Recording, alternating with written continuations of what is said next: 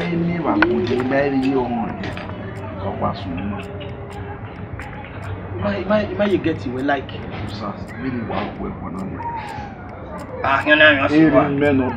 Hey, go back there. I will anyway. You want that? Can't just go like maybe I want to find out my question. Oh, where am I? Okay, it never misbehave. It never misbehave. You are going not just expensive. Okay, at this one, now you got very effective now. Sell it. We need money. Oh, I will show you no one more. Yeah, how am I going? Oh, go down with oh, Jesus. Go my brother. You don't try that to go. No, I can't do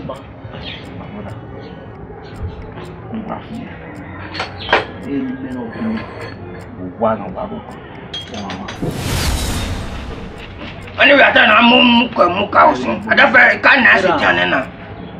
I don't feel tell him I Menara and then go back that time, man. Imagine Jaji or we don't want to work where you're working be a when we go back, you know, with me. When I don't turn out, I say, well, you get to you what was only making one you. I be hospital, Panama, Lamia. Hospital, my abomination. My marriage cannot be my marriage will take. I'm a witch. I am no, you have me refer to your state that you knock your father before you knock my sister. No, what is it that you say people laugh at you? What tell you say that you sleep with your father? Who will be like? Father, you pick up. You pick up. What I want to tell you? Just say. That's why I say I will do your check and where we could be another there. Oh, Rama. Eh? I'm going to tell you to be killer.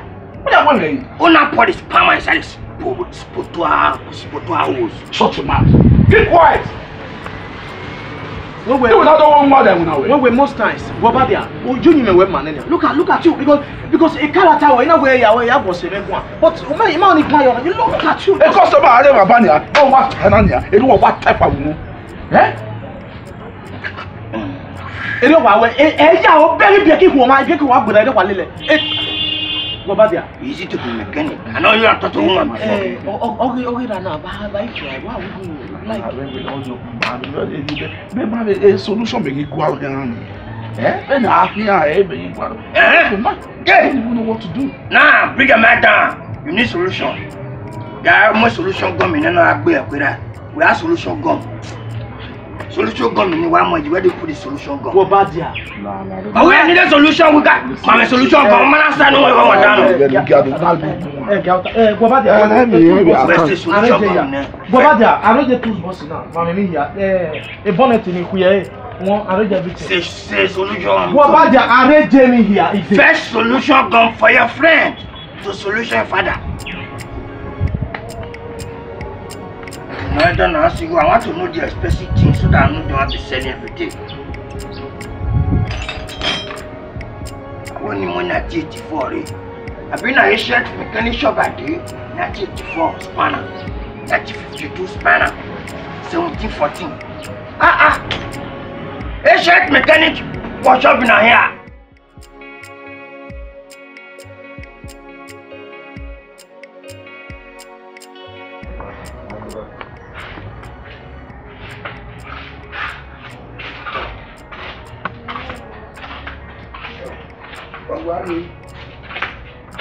Mada Plata. Mada Plata, Mada Plata. The hospital. What are you at later?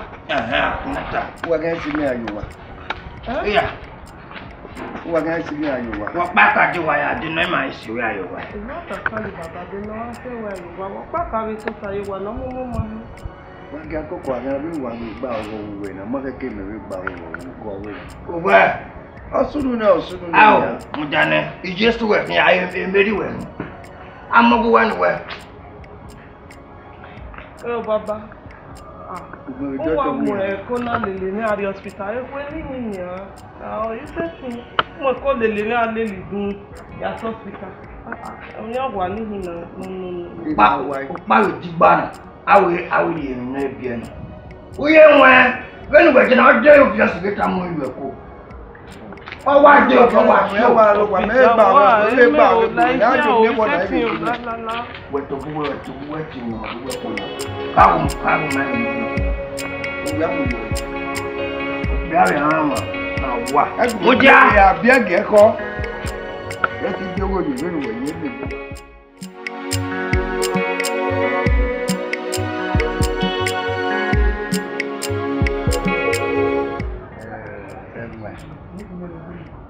No sunu mulu warena na omuka yawo chon yamwe ya we at the hospital at the antenatal mina we ni ya when we are here when you are saying anything we are here Oh, bye-bye, no last time. Oh, we are at the hospital. Eh? Why are we yet not to be added? Oh, here. Oh, where am I? And I am not one way, but a solution. I go out on your cake and I you, when I hear I. Elgin will worry about Okonoama, Nana, where worry the buy, what would that matter? My name is not bad. oh no we devour Baba, I'll get to wait till the Babu. Baba, air to Hama. Air to Hama, I go to be out, we are now a co-op, to be now where we are. No sooner that when I'm married over all the way. Eh? You marry, but I won't be out the Hama. A solution in my brother. I don't know what you we are quite a solution.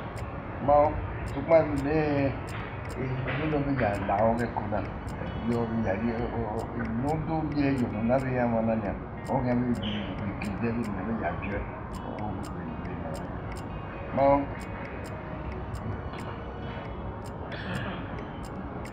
you know na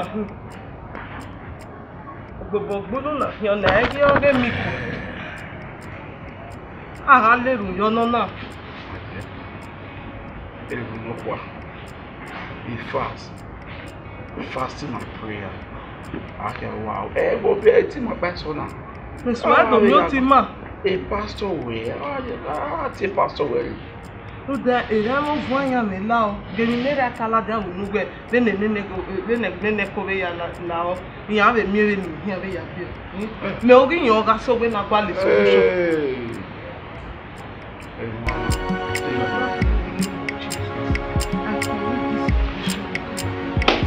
Father, take us in this control. Anywhere this disgrace is coming from. Father, take us in this control.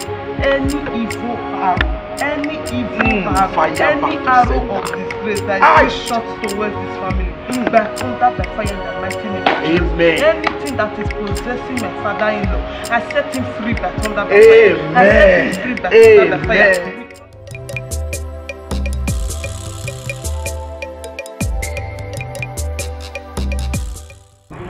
Hallelujah. Back prayer warrior. And I am a prayer where to walk back. Right in my way. A certain one. He said he said, "Big woman, who does see no one saloboa." I need a pastor. A pastor, he man. Where really are doing now, you may give me church see. That way, keep business. Some go back with the family. Honestly, man, I blame you. Now, I can't be tired. Now, where I said, you know, I'm a pastor. A pastor. Now, you are church. No work, man. Look at my name. So, but I make it. I'm a very aware hospital. I'm not doing a solution to battle. Why you know because on na me where on now go work a spiritual problem a spiritual battle na here. Man is fight a battle. So now the problem is I came here maybe with pastor ya go me ate like ne baba no leru for forgiveness. No saloboa for mercy. Pourquoi non, il y a un pasteur qui a été mené. Il m'a dit qu'il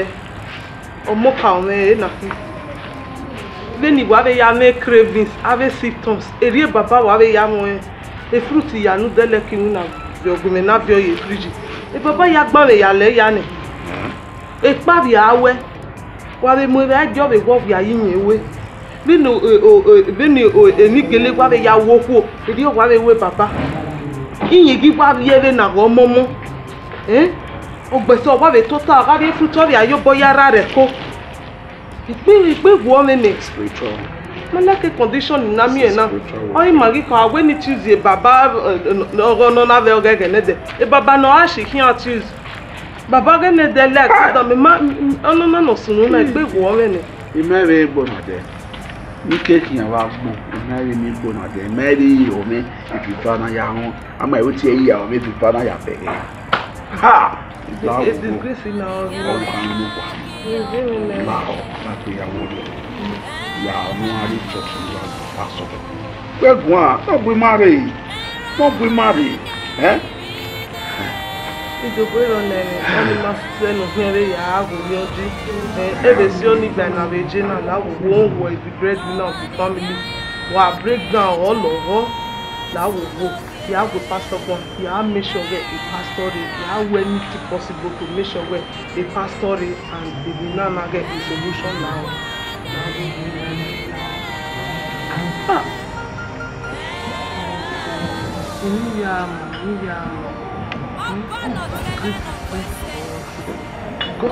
control. Believe God.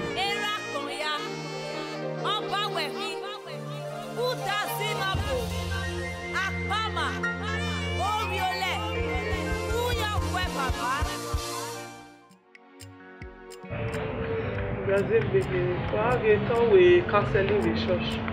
What's your normal? Cancel na egekia. Huh? Yeah, I'm your salobo spopa no. We pastor me na oh salobo ane. Iye go ore. Aga me solution ye mi ya no sinu na. Put on ogbera be careful ne. Oh,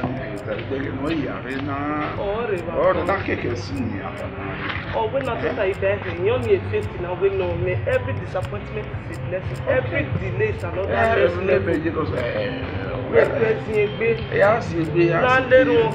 Now putting faith so that more faith of me be in the mighty name of Jesus. Father, we commit this meeting to your able hands. Father, let us see the solution of this problem. Father, we commit today into your able. Sir. Good afternoon. Good afternoon, sir. A pastor now. We're here many metana na yen because the only problem is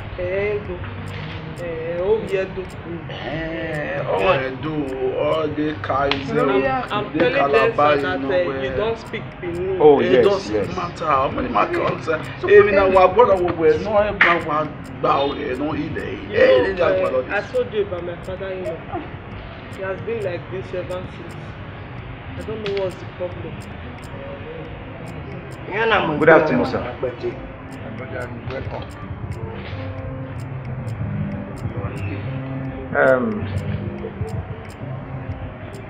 Let us pray. Father, we give you glory, we exalt your holy name. We thank you for this moment. We praise you because you are God. Yes, sir. As we hold this meeting and interact together as your children, join us in the name of Jesus. Amen. In Jesus' name we pray. Amen. Amen. Hallelujah. While I was praying, he hears English, right? Yes, sir. Yes, sir. While I was praying, Ipa, the Lord opened my eye to see something. What you are carrying is pregnancy. My husband has taken me to different hospitals. But that is not the problem. The problem is God is angry with you. Definitely, he has to pray for me. Meaning he is asking what he did to God. Yes, sir. I will tell you. God opened my eyes to see that you never believe in him. Oh, it's a person not believing in God. I saw it. The Lord opened my eye to see that because your daughter-in-law was unable to give birth on time, you say that there is no God. Yes, that's what he said. If she goes for prayer, you will ask her to stop praying. Oh. You say there is no God's time. Yes. So God used this as an example. We are better women. Ọwọ́ wẹ̀ ní manare de bie baba náà wẹ̀ ọ̀sàlóbọ̀ ẹ̀rọ ọ̀sàlóbọ̀ ìwé nìyẹn yọ náà yàtà mẹ́gẹ̀ nyẹ̀rọ. Yẹ̀rọ ṣe. Pastor Salo. Owó ṣe òun sà. Remember what I said now?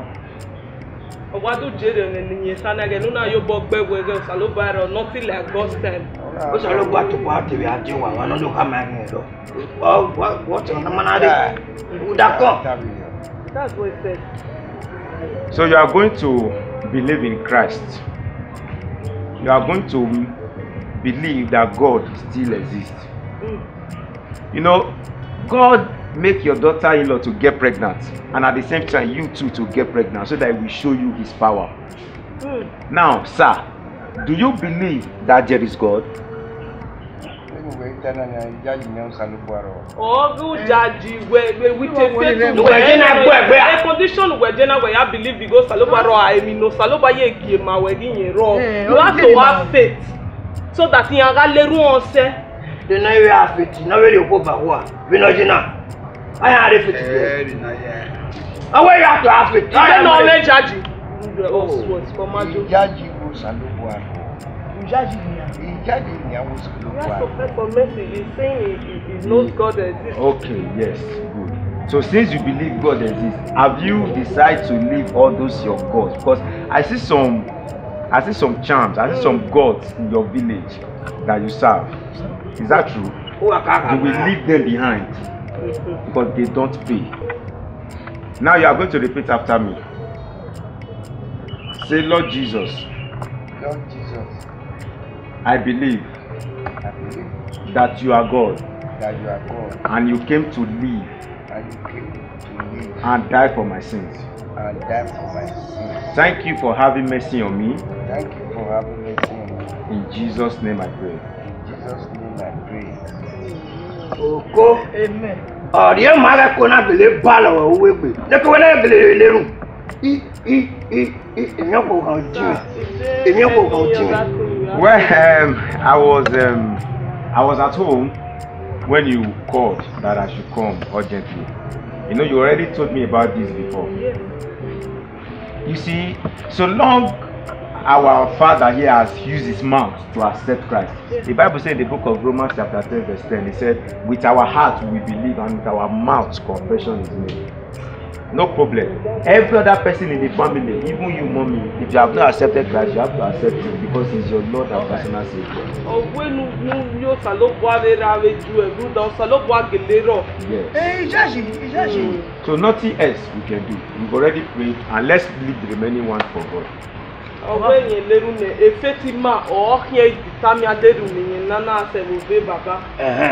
Man of God, the Lord God bless you. Amen. So we didn't go come on now. No.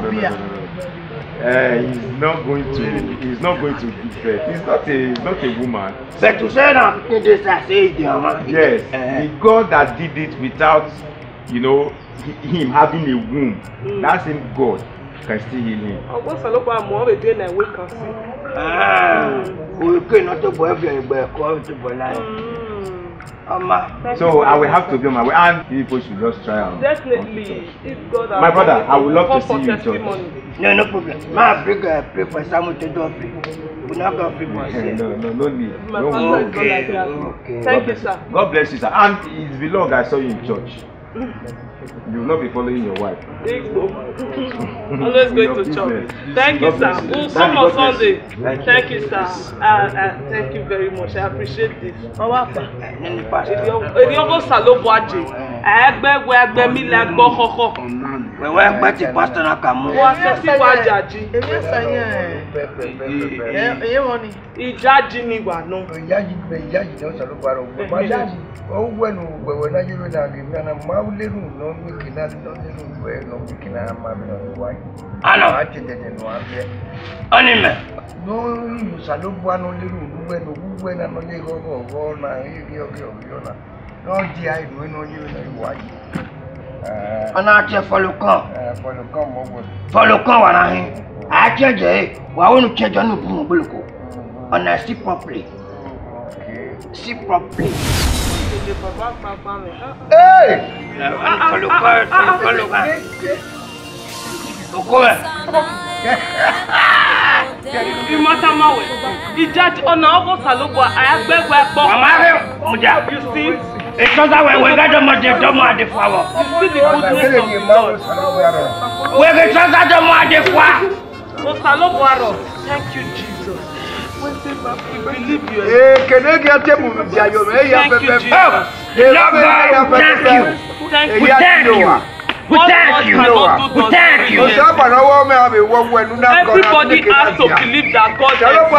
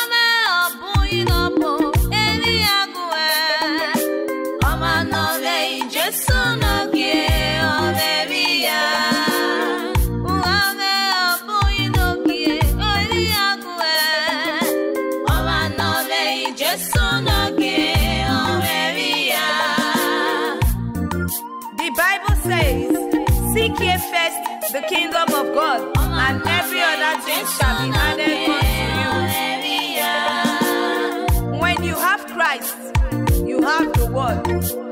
Hallelujah.